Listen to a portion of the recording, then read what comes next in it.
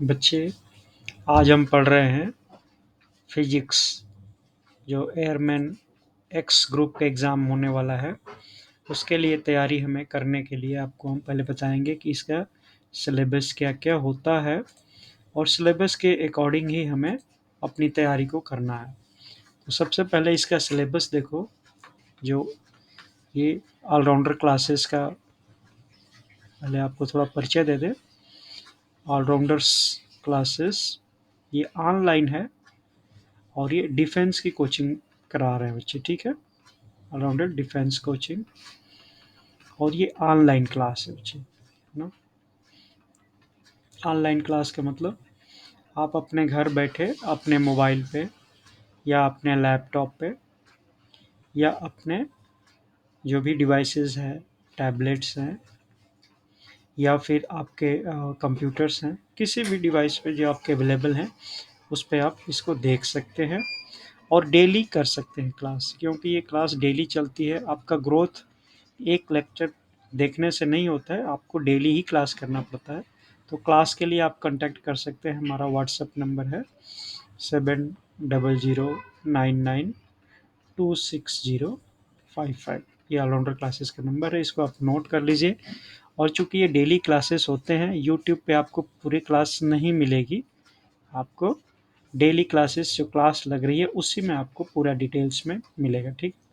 तो सबसे पहले मैं आपको सिलेबस दिखा दूं कि इसका फिजिक्स का सिलेबस क्या है बच्चे। तो ये 11th और 12th दोनों के लिए, दोनों की एनसीईआरटी की किताब आपको सबसे यूजफुल रहेंगी। एनसीईआरटी की किताब जो आपकी होगी, चाहे आप इंग्लिश मीडियम से कर रहे हो या हिंदी मीडियम से कर रहे हो, दोनों में से कोई भी मीडियम से कोई फर्क नहीं पड़ता बच्चे। कॉन्सेप्ट से फर्क पड़ता है। यदि आपका कॉन्सेप्ट क्लियर है,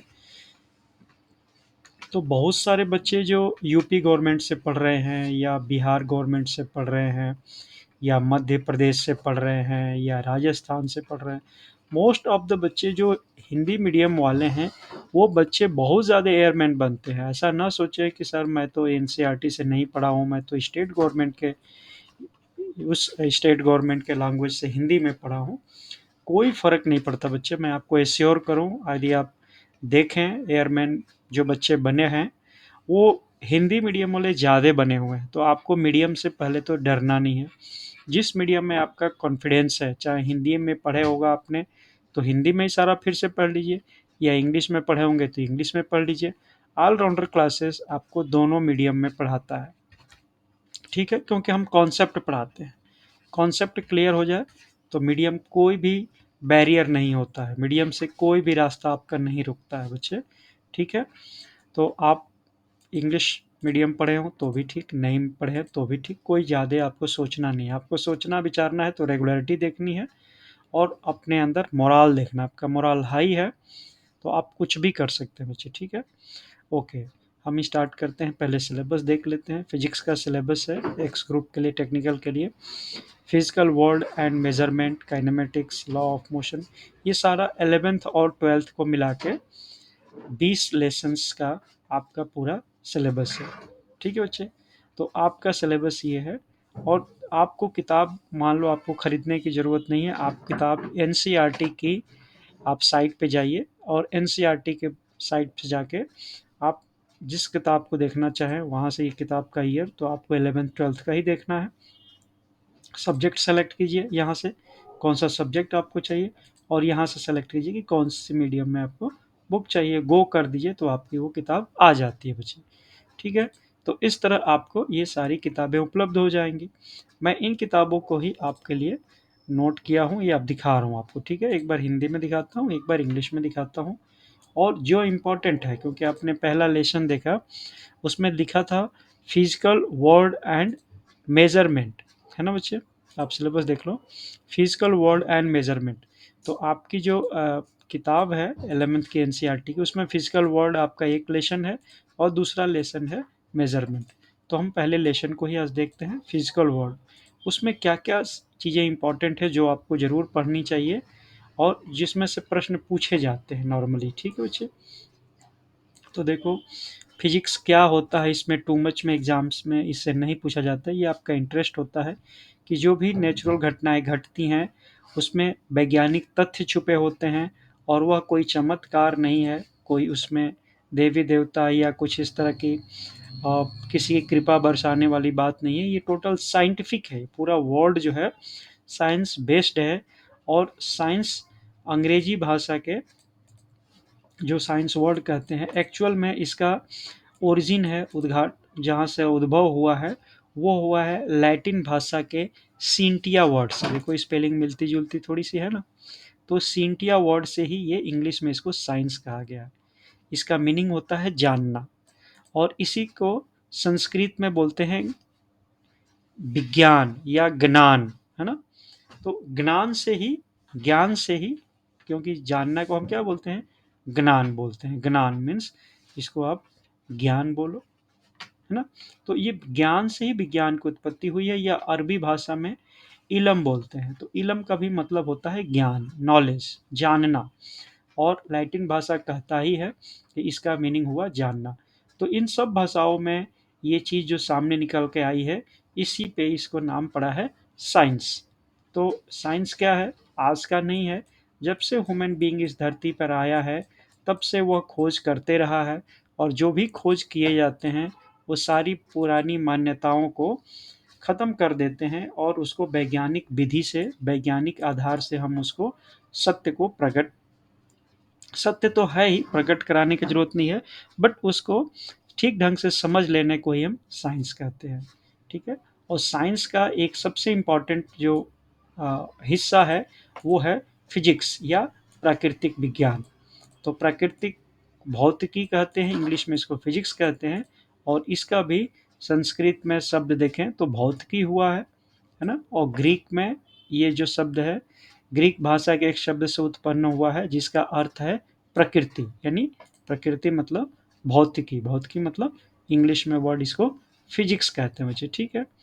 और इसी फिजिक्स के आधार पे जो हमारे एग्जाम पर्पस के लिए जो चीज़ें बहुत ज़रूरी हैं वो क्या जानना, ये सारे चीज़ें तो आप डिटेल में जाके पढ़ते ही हैं।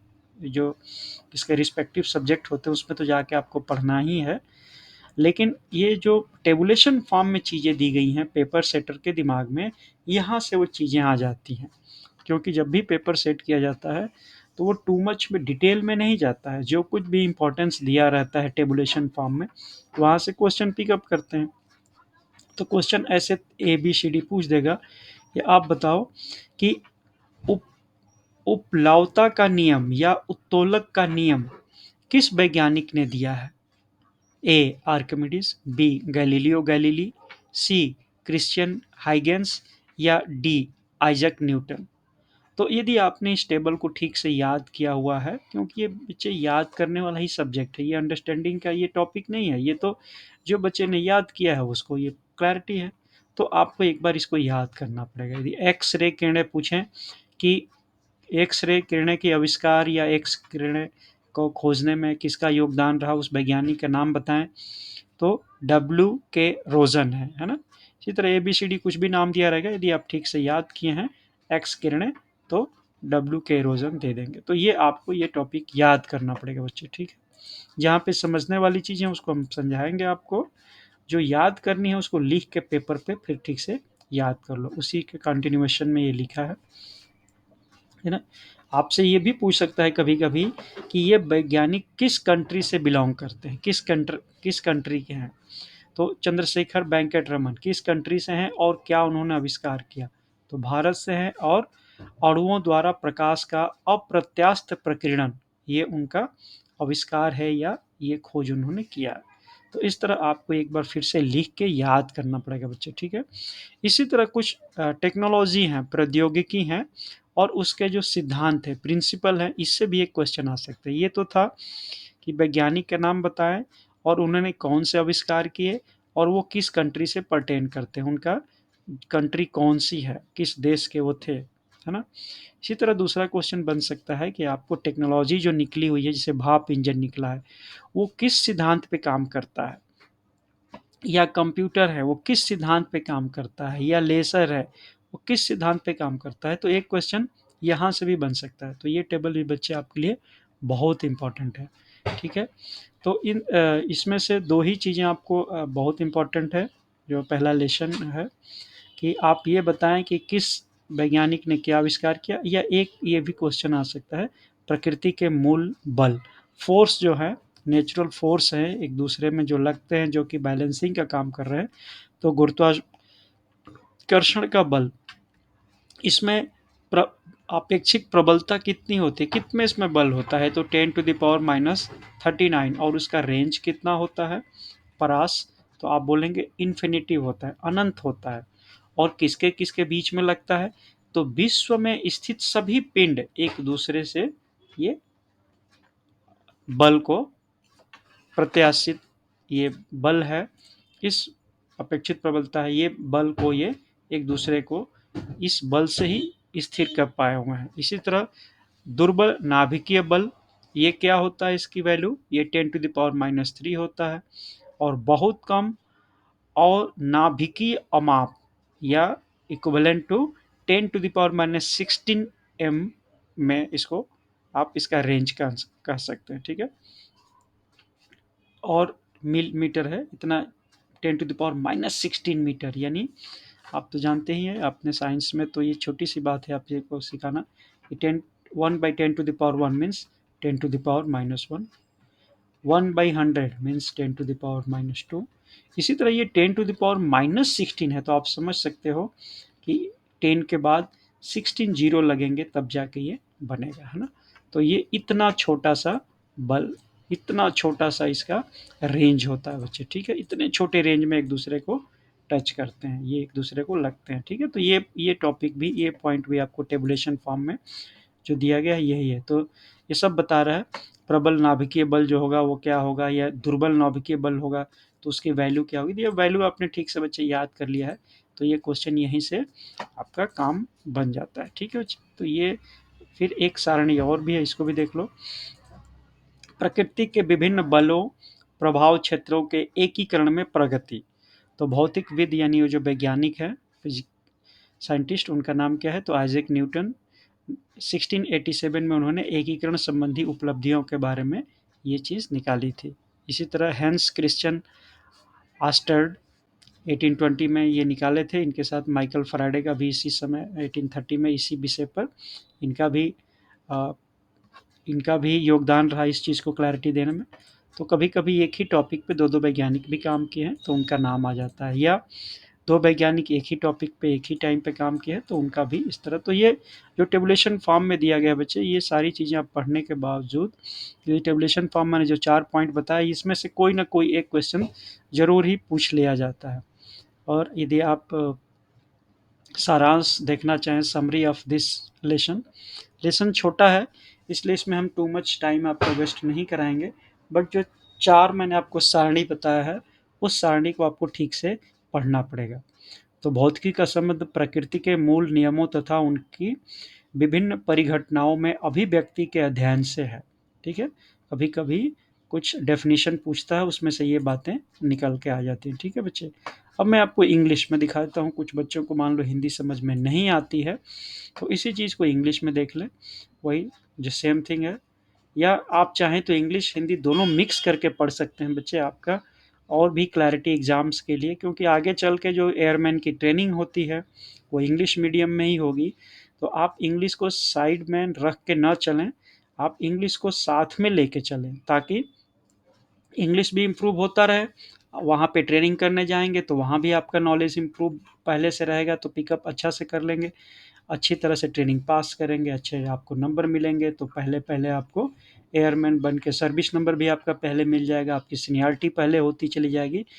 तो क्यों नहीं शुरू से ही हम ध्यान दें, है ना। तो उन्हीं 4 जो हमने टेबल्स देखे हैं उसी को फिर से मैं यहाँ रिवाइज कराऊंगा कि आप इन वैज्ञानिकों के नाम और इनका क्या कंट्रीब्यूशन रहा, किस फील्ड में इन्होंने डिस्कवरी किया है, किस कंट्री के ओरिजिन से बिलोंग करते हैं, इस चीज़ को आप तैयार कर लो, लिख के तैयार कर लो, क्योंकि किताबें तो हैं, किताबें नहीं है तो मैंने आपको बताया एनसीईआरटी के यहाँ से डाउनलोड कर लो और अपने सिस्टम से इसको आप पढ़ सकते हो। तो ये चारों टॉपिक पढ़ना।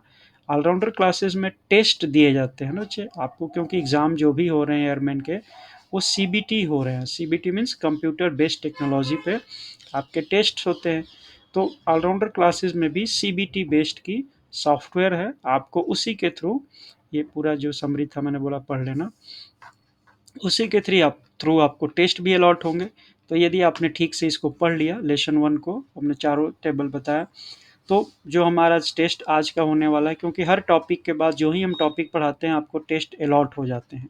तो टेस्ट अलॉट हो जाएंगे सीबीटी पे, जो आप अपने कंप्यूटर पे या मोबाइल पे या लैपटॉप या टैबलेट कहीं भी दे सकते हैं, और उसी समय आपका रिजल्ट भी आपके सामने आ जाता है। क्या गलती आपने किया, उसका सही आंसर क्या होना चाहिए था, कितने देर में आपने किया, उस सारा स्टैटिस्टिक्स के साथ आप सारा कुछ देख सकते हो। तो ऑलराउंडर क्लासेस में यदि आपने पहले से एनरोलमेंट नहीं किया हुआ, तो क्लास शुरू हो गया, आप चाहो तो इस नंबर पे कांटेक्ट कर लो, 7009926055। ठीक है बच्चे, ये हमारा नंबर है ऑलराउंडर क्लासेस का। इस पे आप आज ही संपर्क कर सकते हो, ताकि आपका क्लास छूटे नहीं, और जो पहले से क्लास हो चुके हैं उसकी रिकॉर्डेड वीडियो भी आपको मिल जाएंगी। तो आप वीडियो से बार बार उस टॉपिक को देख के, फिर से उसको समझ के, फिर टाइम एंड अगेन उसको इम्प्रूव भी कर सकते हो। ठीक है बच्चे, तो ये ऑनलाइन क्लास है, ये यूट्यूब पे नहीं मिलेंगी आपको, है ना। यूट्यूब पे तो जस्ट आपको हम अपना एड्रेस और अपना नंबर बता रहे हैं, बट आपको लाइन डेली हमारी क्लासेस हमारी होती हैं हमारे सॉफ्टवेयर पे, आप चाहो तो कांटेक्ट कर सकते हो बच्चे। ठीक है, तो ये ऑलराउंडर क्लासेस एक उन बच्चों के लिए जो दूर दराज बैठे हुए हैं, जिनको क्लासेस करने में दिक्कत होती है, वो डेली क्लास नहीं कर पाते हैं अपने डिस्ट्रिक्ट हेडक्वार्टर्स पे या जहाँ पे भी ऑलराउंडर क्लासेस हैं, इसलिए उनको ऑनलाइन प्रिविलेज आपको ये दिया जा रहा है बच्चे। ठीक है, तो आप वहाँ से हमारी सारे क्लासेस कर सकते हैं, और क्लासेस करने के साथ साथ आपको जो डाउट्स होंगे, व्हाट्सएप ग्रुप बना है उसमें आप ग्रुप में डाल सकते हैं, और आप फिर से जो आपके सपने हैं उसको साकार करने के लिए एनर्जी ले सकते हैं। ओके बच्चे, ऑल द बेस्ट, और इन्हीं शुभकामनाओं के साथ हम आपको शुभकामना ये देते हैं